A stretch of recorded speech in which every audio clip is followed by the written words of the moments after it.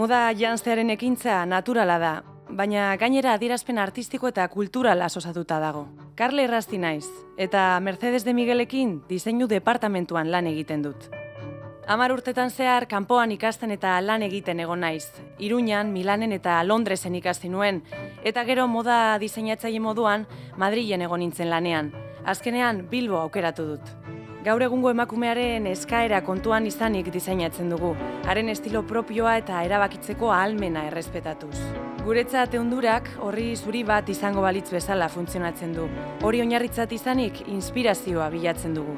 Gure ideien bankuaz ere baliatzen gara, non bizipenak, bidaiak, adierazpen artistikoak eta gure jatorria balio handia duten. Aukera berriak zabaltzen ari direlako Bilbo aukeratzen dut.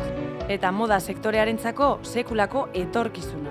Bilbao nire aukera. Bilbao dendak, istorio gehiago ezagutu gure webgunean.